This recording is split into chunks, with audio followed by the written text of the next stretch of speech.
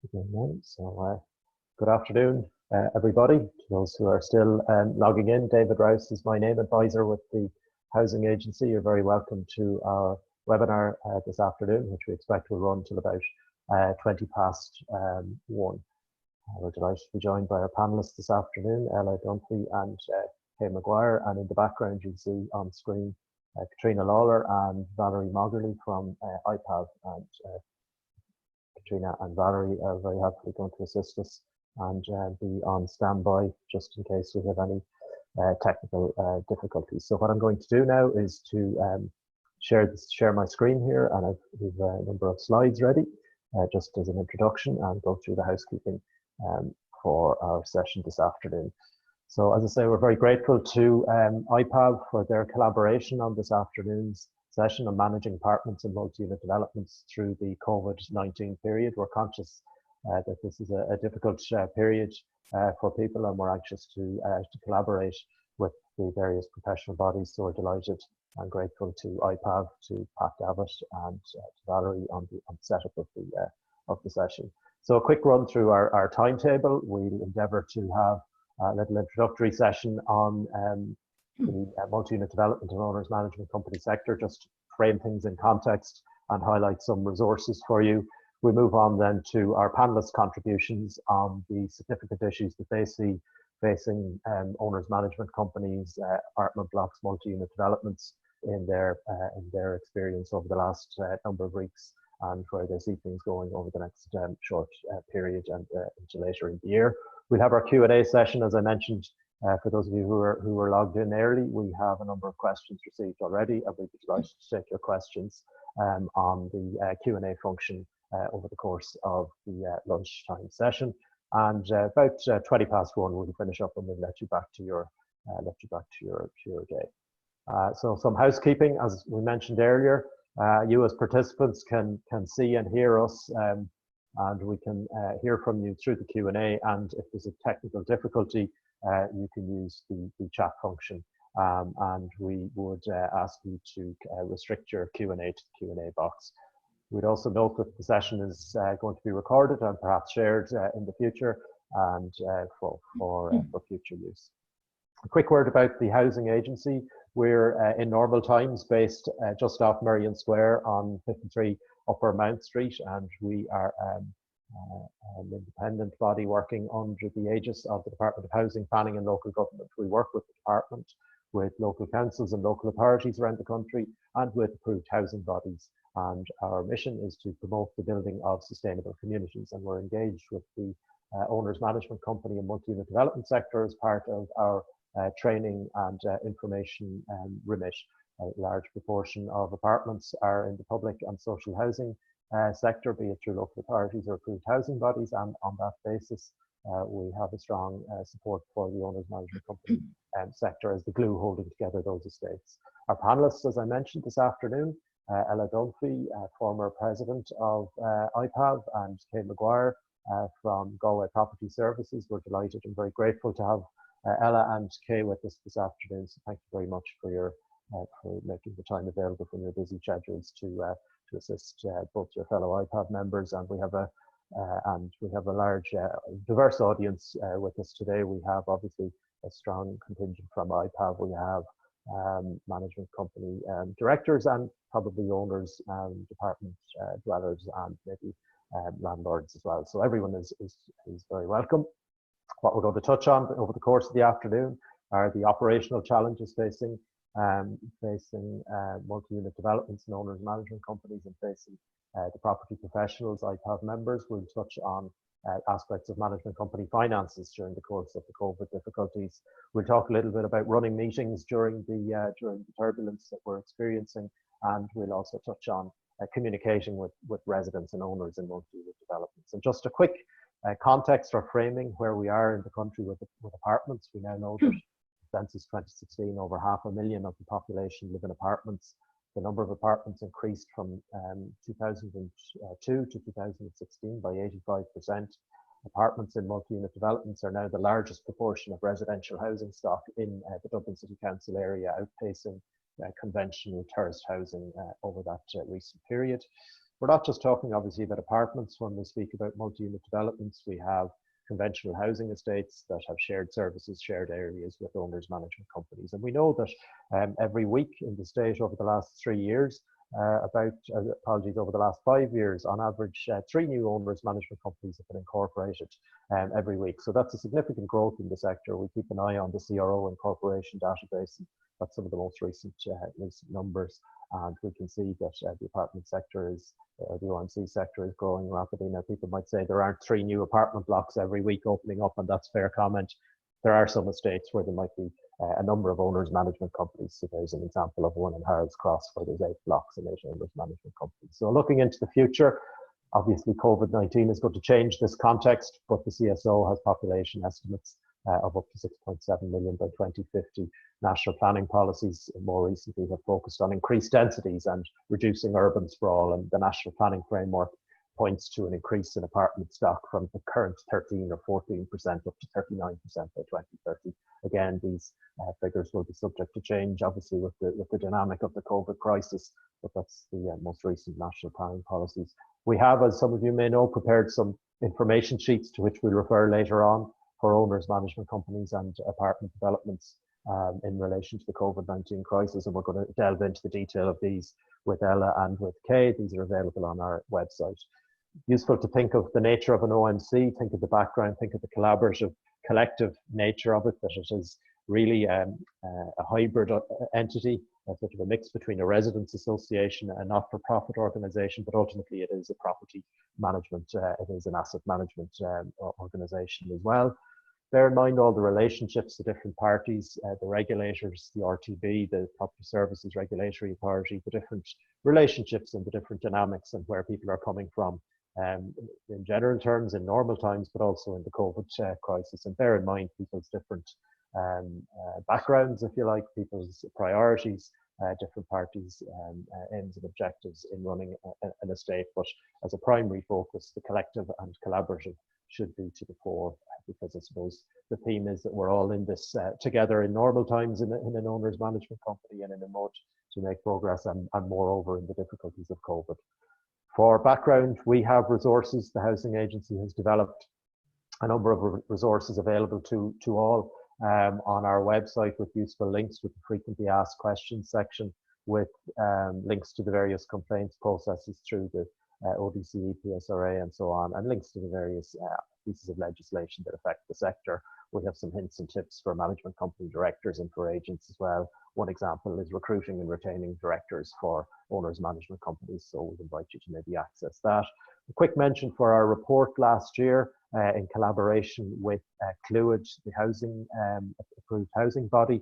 That really looked into best practice internationally in the UK, in Finland, Australia and Canada, and the author of the report is Paul Mooney, the gentleman with the red tie. In the photograph in the middle is Michael Carey, the chairman of the housing agency and CEO of Clúid.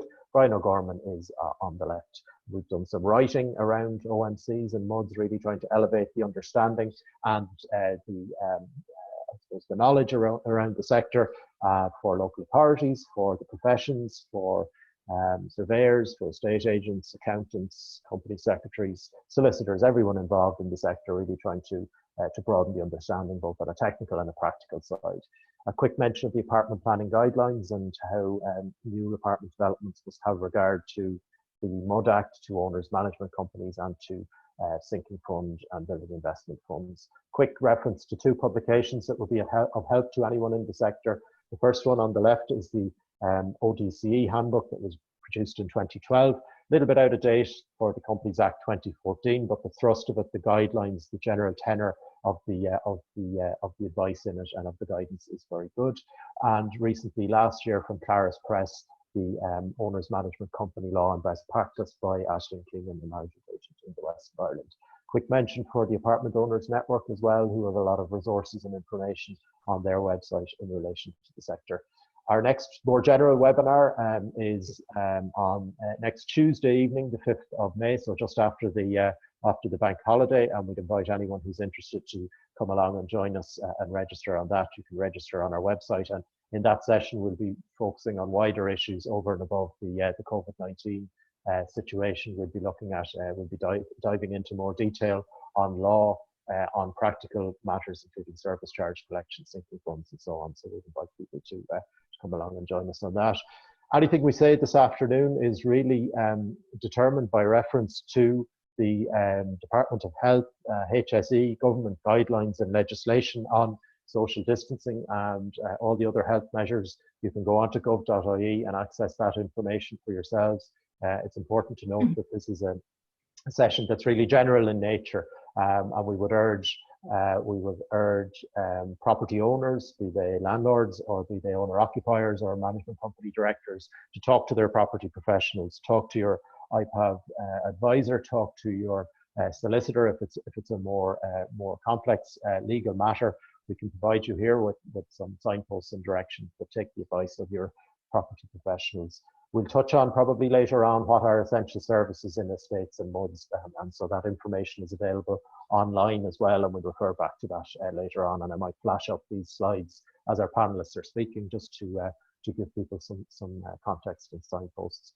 You can get a copy of the slides I've just gone through by emailing mudmud@housingagency.ie. So please do get in touch with us, and we'll be happy to send out the slides. So back to our timetable, and I'm going to stop sharing the slides now, and we'll go over to our panelists, and we'll hand over maybe to Ella to ask you, perhaps, Ella, what are the significant issues of concern? What are people coming across in managing apartment blocks, and how are things going in Kilkenny and wider afield? Okay, firstly, thank you, David, for inviting me here this morning. Firstly, I suppose by way of background, I'd like to say that we've been managing, I should say, my company have been managing blocks and multi-unit developments for over 14 years in Kilkenny City and beyond at this point. Prior to the lockdown, now I'm just filling you in a little bit of background, prior to the lockdown, we took the initiative ourselves to actually contact all the owners in the blocks and emailed them and asked that they would share share an awareness that our contact details were available to all the occupants, because you wouldn't know who was living any place unless we did this. And based on that, it actually worked very well for us, because it meant that there was communication. And what we really wanted to get out there was that our service could be a bit curtailed if a lockdown came along.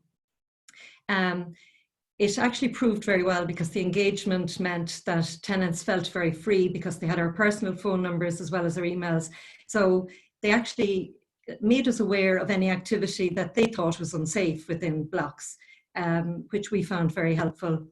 Our prime reason too for doing that was that essential services and the operational challenges that were going to come down the line as well. So we felt if we reached out to everybody, that we could all collaborate and work together, which it was a common sense approach, I suppose.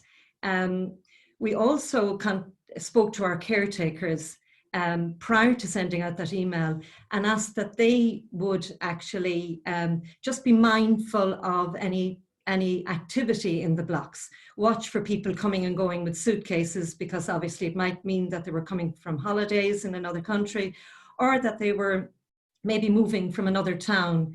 And at the end of the day, we wanted the safety of all the occupants, and we're mindful of that. So again, it was something else that has helped us, and helped us very, very well. We don't have caretakers in all blocks, so there's also private cleaners that we engage with.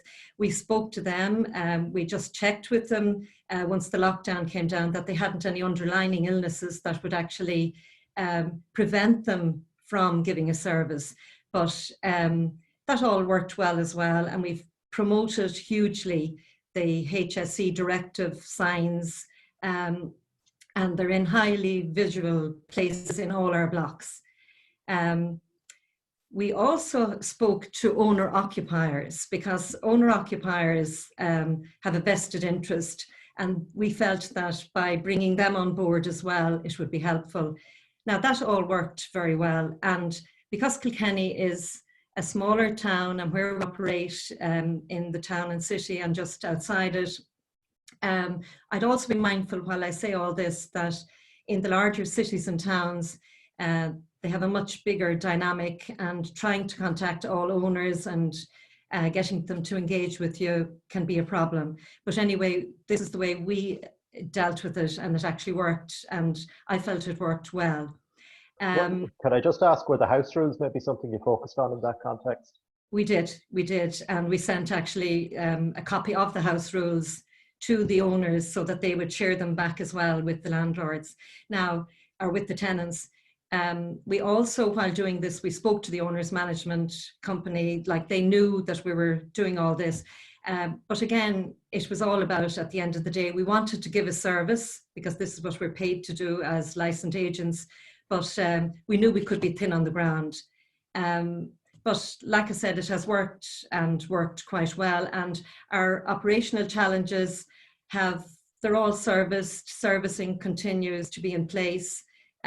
We've had no problems with any essential services, and fire safety, everything seems to be just working and working properly. Now, I'm not saying that we're not challenged, we are challenged. And certainly while I say that, we would like to be part of the essential services list so that we can maybe get about giving a more efficient service. But this is the way we see it at the moment. Okay, that's fantastic. Thank you very much for that, Ella, for that background and your experiences of recent challenges. I might hand over to Kay now for your experience. Kay, I know your most of your businesses is in and around Galway City, but you're broadcasting from Mayo, as it were. But you might give us your experiences and your observations of the situation today. Hi, David, and all of the participants. Yes, indeed, our business is Galway City based in general. We are in business for over 20 years doing block management and lettings, predominantly block management of apartment blocks, office blocks and housing estates in Galway City, and also in Mayo. We do, as you said, live in Mayo, but our office is in Galway City, and we very similar to Ella, I have to say. We anticipated what was going to come about, some of the changes that were going to happen, and started to engage with both boards of directors of our management companies and also owners and occupants as best we could to let them know of the changes as and when they did come about. Obviously encouraging people all the time to obey the government health guidelines, particularly to do with congregations and in common areas and things like that. One of the big things for us was when the lockdown came to actually look at the document that was issued and guidelines that was issued by the department, and to assess from that where exactly we stood with regard to the essential services. And at that stage we engaged both with the government, with IPAV, Pat Davitt from IPAV, and also with Maeve Hogan to clarify some issues that just some things that we weren't sure about, just to make sure that we were continuing to provide the service that we need to provide, but also to ensure that we were obeying, not breaching any guidelines from the government. I think, to be honest, for management companies, boards of directors, management companies and management agents in particular, that a top priority right now needs to be proactive engagement, both with the boards and the owners, either by email, phone, social media, letter, whatever, I think it's hugely important for us as agents and for other agents as well to stay professional and let people know that we are still here doing our job, that we are governed by the guidelines that are in place by the government, but that the essential services that are needed by development, such as sanitary services, cleaning, refuse collection, cleaning of refuse areas, lift maintenance, fire alarm, emergency light maintenance, all these things, that we provide, that those items are essential services to those apartment blocks and office blocks. Not so much office blocks now because lots of them are closed, but certainly apartment blocks in particular. And we have indeed in our apartment blocks upped the level of cleaning to, particularly in hallways and stairwells, you know, door handles, stairs, banisters, lift buttons, etc. Things that people would be touching as they go and come from the apartment block, let it be going to do their shopping or going to perhaps the pharmacy or going out for their daily walk or whatever. We're endeavouring to do that. We're also carrying out all essential repairs and maintenance. Now, anything that was any planned work, such as we had some redecoration work and some paving work in some developments planned for the spring and early summer, and we're enthusiastic and looking forward to getting it done, as the people in the developments were looking forward to having it done as well. But obviously those kind of things under the current criteria, those things have to go on the back burner. But we are continuing to provide the services for essential repairs and maintenance, items such as door locking systems, security gates, lighting. As I said, there's certain things that we're obliged to do under statute. For example, lift maintenance contracts and lift maintenance independent inspections, emergency lighting, fire alarm maintenance. They're statutory obligations, and we will continue on with those. We're very blessed to have excellent contractors, and we've engaged with our contractors, spoken both the employed contractors and also employees and also contractors that would be external, and spoken to them about how to conduct their work whilst staying safe themselves, keeping other people safe, but at the same time ensuring that we still provide the level of service that we're being paid to provide, and always being aware of the government health guidelines. The contractors, obviously, if any of them that had underlying health problems, we took that into account, and they would obviously not participate. But in general, I have to say our contractors have been hugely supportive. We have put in place, where possible, that people are to work two So particularly like in areas like cleaning and stuff like that, that now where there was 2 people previously, now there's 1 person, instead of 2 people doing 2 hours, 1 person doing 4 hours, things like that. So there's no engagement. They're not traveling in vehicles with 2 together. So just trying our very best to keep people, both our staff, our contractors, and also our customers, our clients, as safe as it really is possible. We are not currently, I suppose, feeling under massive pressure. I really feel people are respecting the lockdown in general, and they're not looking for unreasonable things. I think once the restrictions are eased, however, I think we might be, all of us, in for an onslaught of everybody looking for things right now. So I suppose my advice on that would be to stay calm, stay professional, prioritise the jobs, to engage and inform people, and to encourage reasonableness.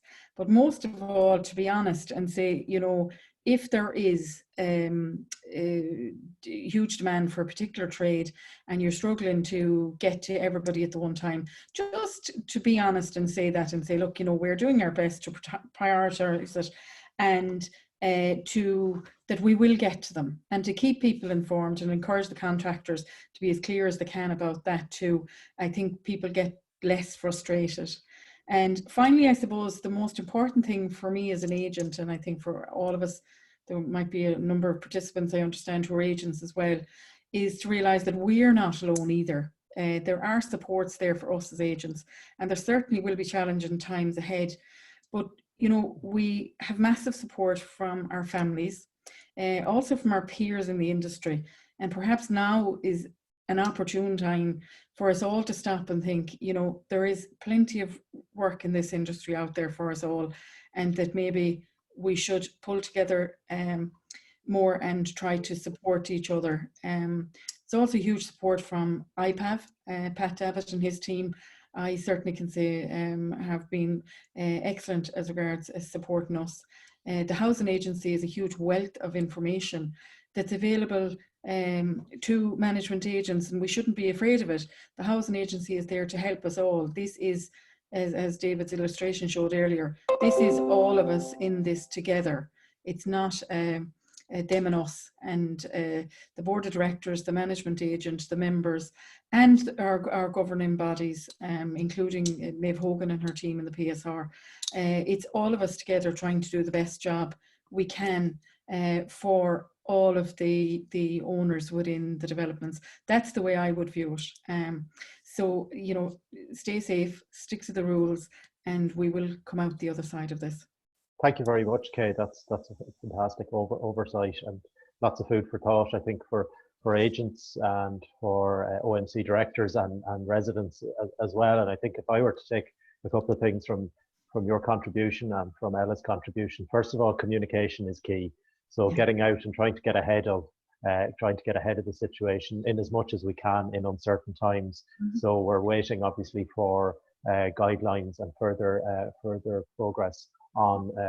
We understand there's a roadmap on the way for where things are going to go over the next number of weeks. So maybe it might be something for agents, for management company directors to have in mind where are we going, and do some scenario planning for when that information is issued. So communication is key.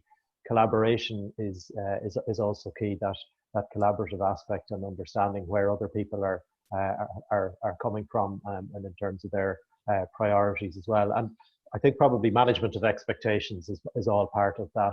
Is all part of that communication piece as well. You know, doing what you can do, but being realistic and being upfront, I suppose, with people and managing their understanding of where the sector is at and where agents are at and the resources available. All obviously governed by the HSE guidance. And again, it's important to emphasise that public health is the key thing here.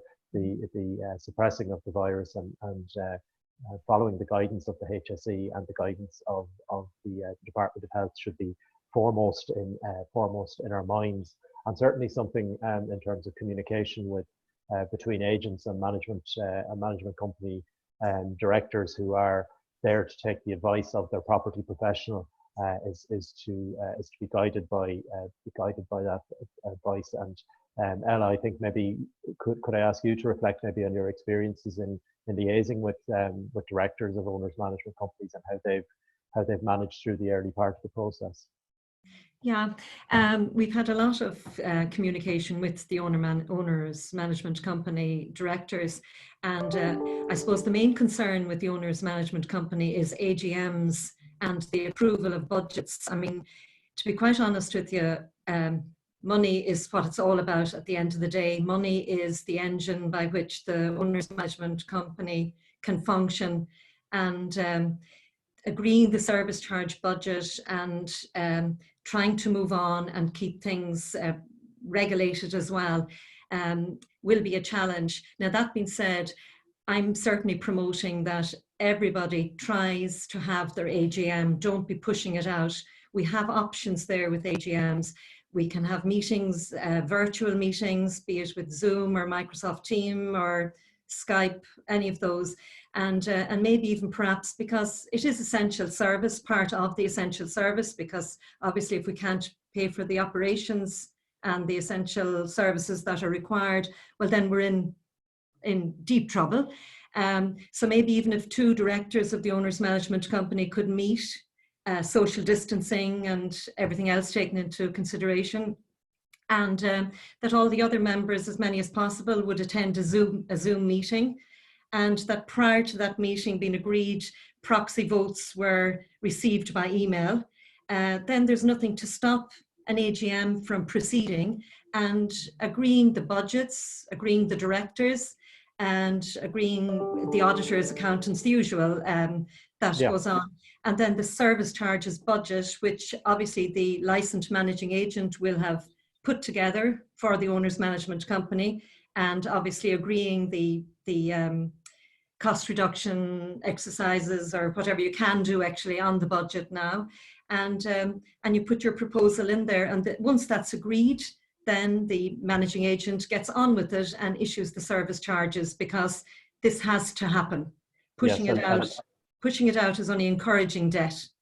And that communication aspect and the AGM planning is key. And maybe just to touch on the sort of the fine detail of that, the current company law provisions, and this is something that might be looked at in future, because the influence of the pandemic has made it clear that maybe there are gaps in company law that need to be addressed around having virtual AGMs. Ultimately, company law in Ireland requires typically a quorum of at least 2 people meeting in person, and as you rightly say, Ella, that at least minimum aspect could be satisfied by 2 members or directors who are members meeting in person, but observing clearly social distancing and having everyone dial in with proxies by Zoom or by Teams. And also, David, if I might add, that maybe the true company law, that maybe the articles can be changed to maybe put in a new insertion regarding something unforeseeable like COVID arriving and creating a crisis, that the budget of the previous year could be mirror imaged, and that's what the service charges for that year would then be, and that they can just issue automatically. I think that's probably the fallback position, really, that you just rely on the I saw an interesting article by Conal Toohey, one of the expert solicitors in the area of the MUD Act and ONCs, and he was reflecting on the overall scheme of the estate based on the management company agreement, the original title documents, the ONC, the members, and the lease for the estate, and that can be good reliance for keeping going with the budget process as well. And I think that's one of the main questions that was coming through on some of our Q&A, and maybe we might move on to the Q&A now, because I'm conscious of time. We're just coming up to 1:05, so we have about 15 minutes of the Q&A. And what I might do is just have a look at some of the questions that came in. And the first one, I think, really we've dealt with, Ella, was on that AGM point. So I think we've actually covered that, really. We had that as an advanced one, so we're ahead of the posse on that. What I would also say is that, just on that point, is that directors of ONC should be careful to check their constitution and the provisions of the memorandum of articles and the memorandum of association of the company, just to make sure there's no landmines or pitfalls that they could fall foul of in that AGM. True. And yeah, and David, as well, I probably should add then that obviously there's an onus on the managing agent as well. They have an onus and a responsibility to the owner's management company to manage the finances sensibly. And that being said, look for wherever there might be a little niche of being able to relax payments. Say the block insurance is something that's very, very important and has to be paid, but maybe in this instance of COVID-19, try and spread the payments out maybe over 4 to 6 months, try and agree that with the insurance company, while you also obviously have your cover. And perhaps with the professionals like the auditors, maybe they'd be quite happy to share their payment again in a payment plan, maybe over 3 to 6 months. But again, just to make finance stretch and take common sense decisions on it through the direction of the owner's management company, so that there is money to pay for the essential services at the end of the day. Perfect. And maybe I might throw that over to you, Kay, just in terms of members of property owners, be they landlords or owner occupiers, and what maybe the owner's management company board should be thinking about on payment plans. Is this an opportunity for more flexible service charge payment plans or methods of payment? Absolutely, David. I think, again, going back to, I suppose, both Ella and I's overriding opinion that engagement, and without doubt, having been in this industry through the last recession, the biggest concern, I suppose, for management agents right now is, oh my God, how are we going to collect service charges going forward? The reality is that it's important to keep budgets realistic to ensure that they will cover all of the costs. A lot of owners would be probably, and understandably so, looking for reductions in service charges, etc. But you need to ensure that your budget that's agreed by your OMC, it does not have, won't result in huge shortfalls and putting the management company into financial peril. But by engaging with the owners and engaging proactively, just as recently as last week, we sent out letters to owners in relation to service charges, making it very clear that we not alone do we agree with, but we would encourage people to spread service charge payments, let them pay monthly by standing order. We make it very clear that there's no interest penalty or no surcharge, no standing order charge or anything like that.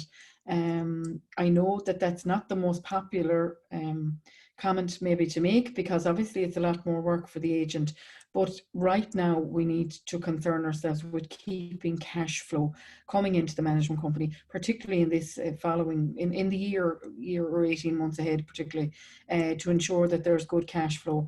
And I think if you engage with people on that basis and people say, okay, hold on a minute, then if they do get in, if people are genuinely in financial difficulties where they can't make the full payment, at least they would feel, I believe, that the lines of communication are more open, that they can talk to this agent. It's not a case of, I can't pay it all, so there's no point in talking to your own. You know, that it would be keeping the lines of communication always open with the owners.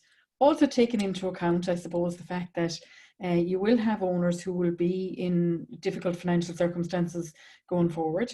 They may be business owners, they may be employees who've been let go, etc., etc. And you will have a small percentage who will be perhaps jump on the bandwagon and say, oh, sure, look at COVID-19, I cannot pay, I'm broke. So I suppose for management companies, and I suppose I direct this to your boards of directors, really, might be some members of boards watching us here today or engaging us here today. Your management agent is a great source of information on what has happened heretofore with a particular client. And I suppose from knowing the database of clients within a development, your management agent will very often know whether this person was always a good payer and now has fallen on difficult times, or whether it's a case of, look at, they're always dragging their tail and now they're just going to drag it even further. And that will help with regard to making decisions as to how you would engage with somebody and at what stage you would change from being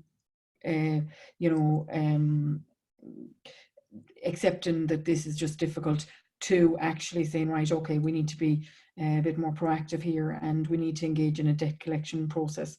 But I would say engage and try to let that be the last port of call. And certainly with the majority of owners do not want to shirk their responsibilities, but they may be in difficult circumstances going forward.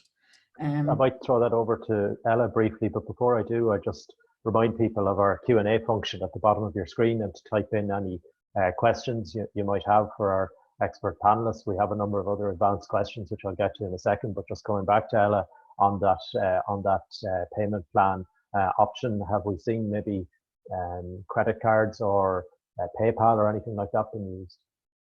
Can I just before we move on to that, can I just mention, and it might be helpful to management companies, and it's just a little bit of an additional little piece onto what Kay has said.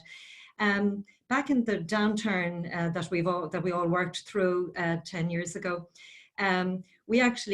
what we decided to do through the owners management company is that we would incentivize service charge payers and owners. So once the service charge bills issued, we allowed 20% reduction for those that paid within 28 days in full. Now, what we were trying to do really was create a pot of money and not be just living on the edge. It actually worked very well. We kind of kept it up for a long time with the blessing of the owner's management company. But it made a huge difference to us. People were delighted that if they did pay, I think it just helped them deal with the fact that there was always people who piggybacked as well, and that at least they were getting some value for their money. But it's just another way of, I suppose, creating a payment plan in a different way. Okay, great. Money is key, as we know, David. Cash is king after all, absolutely, yeah. So thank you for that, Ella. I might open up the questions here. So the first question is, I'm wondering how cleaning can continue in apartment blocks. That has not been listed on the government's list of essential services, and we had cleaners stopped. So we haven't stopped by the authorities, so we haven't been able to continue cleaning in apartment blocks. So maybe I might throw that one over to Ella, perhaps. Cleaning has to continue in the blocks. High contact areas have got to be cleaned.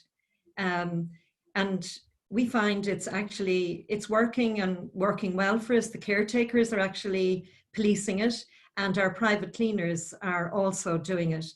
But cleaning is of paramount importance. Handrails, lift buttons, keypads, door handles. And in fact, we have some notices on our lifts or beside our lifts saying that if at all possible, would residents please use the stairwells, because the lifts can't really, in most cases, deal with large crowds. But cleaning has got to continue. Also in the bin stores, it's something we didn't touch on. Cleaning has to be done there too, but as part of our notification to the occupants through the owners, we also put in a note about cleaning that residents would be doubly ensured that they would put double bags on their refuse before putting them into the bins, and that they would wear gloves as much as you can enforce that.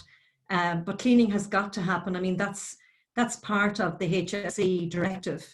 And I'm just sharing on screen, hopefully everyone can see what I've actually quoted there is an excerpt from the government statutory instrument that says that cleaning is actually an essential services. So we have the authority there on that, and I'll just maybe flash up that's the legislation there. So these are the regulations that the Minister for Health signed a number of weeks ago to bring things to bring these essential services lists into formal legislation. And the first piece of legislation was extended, as we all know, from the 12th of April up until the 5th of May. So it's useful maybe just for people to know where exactly all this law is coming from. So cleaning is there. I've highlighted it in the red box, so hopefully everyone can see that, and we can send these slides around if people want to email us through. And equally, just to round out the point, you mentioned waste as well, Ella, there. It's quite clear that waste services are an essential service. They're in the definitions there in the statutory instrument that I have on screen. And also just to touch on what Kate mentioned earlier in terms of repairs and maintenance, again, emergency repairs and maintenance of properties is certainly an essential service as well. So really, I suppose for people to be sure of their understanding of the regulations, it's useful maybe to have them there on screen. So I'm gonna take that down now. But as I said, people can email us to mudmud@housingagency.ie, or I'm sure if you email in to Valerie or IPAV, they can send them on. We'll send them to the guys there, and they can have a look at them as well, and maybe send them out. So I'm going to move on to a next question that came in, was in relation to service charges, and I suppose we've probably covered this to a certain extent, and I think we had maybe touched on it's probably not really possible for owners management companies to credit rate their members, but we can certainly see the history of payment, and is there maybe an opportunity to engage with other people in the estate? So if there are maybe institutional landlords or councils, would there be an opportunity to maybe approach them and see if they could pay early? Or would that be something that might be an opportunity? That's okay, yeah. Thanks, David. The majority of the developments that we would manage, a lot of them would have some owners from the local authority, or perhaps housing association, or indeed the larger commercial residential landlord owners. Honestly, I don't know if any of those would be willing to pay in advance. I doubt it, actually. It'd be nice to think that they would, but I actually doubt that they would. Now, the only thing I would say about those type of owners in general, once the invoice is raised, they would be the type of clients who would generally pay in full within a very short space of time. And so that in itself is always very helpful. Again, as I say, social housing or housing associations or indeed pension funds and the like, you would tend to get paid the full amount. You wouldn't generally be getting part payments on those. So that is that is good. I couldn't see them paying in advance, but certainly I could see that they would pay in the early part of the year. And the other thing I think is really important to take into account is particularly to do with residential, like if properties are rented, you know, the reality is you need to engage with the owners. There is going to continue to be huge demand for property because the demand for rental properties. It's not going to be like the previous recession. There isn't going to be a mass outflux of people from the country because realistically, you can't go for a start. There is still going to be demand for rental property. So, you know, if properties are rented, certainly again down to engagement with owners. If you have an owner saying they can't pay but the property is rented, you know, you need to be saying to them, look, okay, can we come to an arrangement here about a portion of the rent coming to us, etc. You know, and trying to engage that way with the owners. I think it's also important for the board and the management agent to create a policy around this and to say, look, these are maybe the different scenarios that might arise, and in these 3 or 4 different scenarios, this is how we're going to deal with it, and to kind of to stay fair, to stay reasonable, and but also to stay consistent, so you don't get into oh, there was favouritism shown there or whatever. But certainly the things that Ella suggested there, such as spreading the cost of insurance, and I'm happy to see that some of the mainstream banks now have come back into the funding of insurance policies as well. That's an option now for management companies as well. Certainly Bank of Ireland, I'm aware of, have, and I hadn't seen that in the past. Okay. Another quick question that came in, maybe Kay, is if an OMC is running out of funds due to a drop-off in service charge payments, will the use of its sinking fund be permitted? That's probably more of a company law question, is it? Well, I'm no solicitor, but the reality of it, is your sinking fund is supposed to be ring fenced, and it needs to go into that ring fenced account. What I would say in regard to that is, we very often do things that are actually capital items that we pay for out of current expenditure, and I'll give a couple of examples of that. Things like replacing a door lock. Repairing a door lock would be current. That's, you're fixing something that broke. But if you're replacing a door lock, or you're replacing, for example, the emergency lighting through a development, or you're replacing a motor on a roller gate, a sliding gate, just thinking of things that have come up for us. You could categorize, whilst ordinarily you probably would have plodded along and done those things perhaps out of current expenditure, you could very easily categorize those as capital expenditure, in which case it would be absolutely legitimate to use money from the sinking funds accounts to fund those. Yeah. The other thing you could do in relation to your sinking fund, two other things I would suggest. One is that your sinking fund contribution, the passing of that over from the client account into the sinking fund account, that you could delay that slightly within your year, give yourself a little bit of time, particularly at this current time. But the other thing, Kay's connection is frozen a little bit there, I think. So yeah, might be Kay, your connection is frozen a little bit there. If you want to kill the camera, it might help. But I think we're talking about allocating sinking funds there. And really, I suppose the overarching point is that the directors of the ONC have to act in the best interests of the members as a whole. And so that will be a consideration in terms of allocating funds. And, you know, it's no good having 100,000 in sinking fund if you can't pay the insurance premium that's due next month. So that's something to bear in mind. I think Kay's camera is, Kay's connection has gone a bit ropey there. So I might just mute her there and we'll continue on with Ella. And, Ella, we might pass over to you. Oh, it is, yeah, sorry. We now, David? In relation to the sinking fund there, just to add on, I mean, it is a ring-forced account, and I suppose we would always look upon it as being the insurance company for the individual development should major expenses occur, just like something what Kay said. I suppose the one thing that is always at the back of owners' minds is when the actual lifts might need to be replaced, and that's an absolute major expenditure. Other than touching the sinking fund for the upgrading of fire safety within some of the blocks that we deal, that was the only time that sinking fund monies have been touched. And of course, you can't touch it without the owners management company approval and the approval of members, and maybe an EGM if it comes to it. Okay, that's great.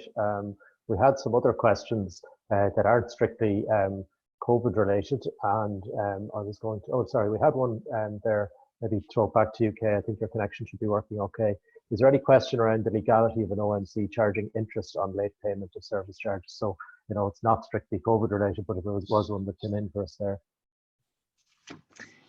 Thanks. Sorry about that. Our internet connection here is not, no problem. Is not amazing, and it's chosen to pick today of all days to play up. Don't you know? Isn't that just typical? No problem. With regard to interest on service charges, again, I would say back to the engagement thing. Engagement, encourage and welcome regular arranged payments with no. Okay, the line to the rural broadband to Mayo is gone a little bit dodgy, so we might have to just mute Kay there again and see if we can carry on. We had another question, Ella, that came in around abandoned cars in an estate. How do owners management companies, hopefully there won't be too many during COVID-19, but it comes up often enough. How do people deal with that? Yeah, it's a strange one. It has actually come up for us. Essentially what we do is, like, it's quite a frequent one really. Sometimes tenants go back to their country and they just leave whatever car they had behind them.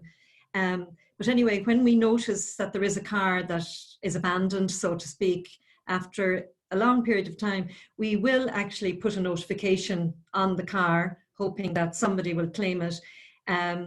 Often it still sits there and we put a re-notification on it, and we notify the people within the block as well. But a lot of the time it has come back to us stating really that it's not an owner within the block that has abandoned their car there at all.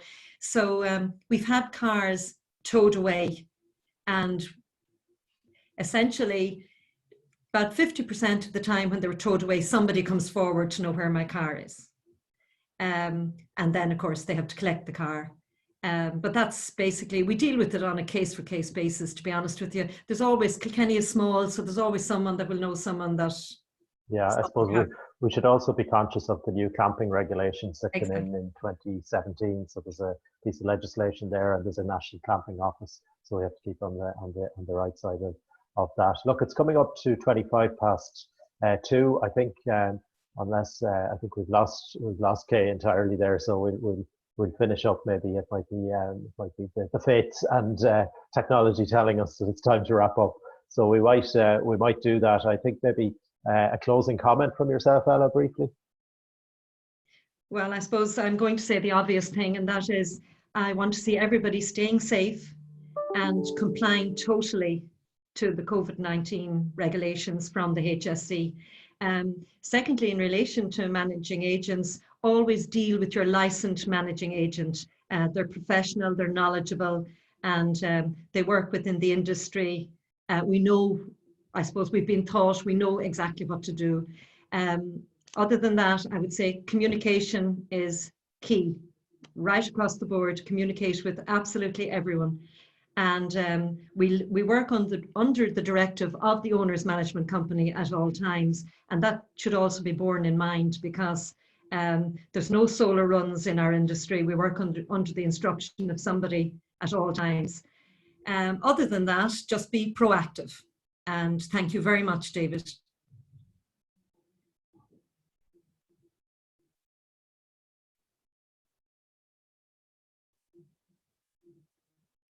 Apologies, I was muted there. I've shown on screen a copy of our contact email address for a copy of the slides. I think we'll wrap it up at this particular point. I'd like to say thank you so much to Ella. Thank you so much to Kay, to Valerie for her assistance and her Trojan work in the background and getting this session set up. To Pat Davitt from the Institute. We've Kay back again, so we can maybe go quickly. We can go quickly to Kay for a final wrap-up remark. We're just finishing up, Kay, so if you had any final observations before we close. Perfect. Sorry, first of all, apologies. No problem. My broadband decided to quit entirely, so I just reconnected with a hotspot from the mobile phone. So look, sorry, the joys of rural Ireland. Perhaps I'll I don't know, write to the government. Look, I just in relation to the point I was making there in relation to introducing interest and penalties, I suppose very quickly just to say, first thing I would do is check to ensure that it's permitted within the constitution of your management company. That's first of all. Engage with the board of directors and the solicitor for the management company to ensure that it is allowed. And then I would suggest that at an AGM, you have it very much put out there that it's very clear that this is the plan and the circumstances in which interest the circumstances in which interest would be charged. I would say that's probably the most important thing, so Great. that it's clear for people and letting people know. That would be my advice there on that. Perfect. So check the lease, check the constitution, and communicate with people. So final observations. While you were reconnecting, Ella was emphasising the importance of the HSE and public health guidelines. I think that's probably something we would all emphasise. We couldn't emphasise it strongly enough. Absolutely, David. You know, the most important thing is that we all stay safe and well. I myself have a daughter who's working on the front line, who's a nurse, who is 25 years old this week and has had COVID, and she was quite ill. And what I would say is, you know, the most important thing is that we all stay safe and well, and that includes ourselves, our contractors, employees, and the people living in the developments that we manage. So if we stick with the government guidelines, that's the best we can do, and just deal with things as they come. Perfect, that's great. As I say, I'll renewed thanks again to Valerie, to Ella, to Kay, to Katrina Lawler in the background, to my colleagues Mary Coffey and Michael McHale, who were very helpful in organising this session, to Pat Davitt in IPAV as well. And look, we'll wrap it up there. Get in contact with us for a copy of the slides. We'll say thanks very much. Mind yourselves, stay safe, be kind to one another in what are difficult circumstances. Slán agus Banna. Thank you, David. Thank you, David.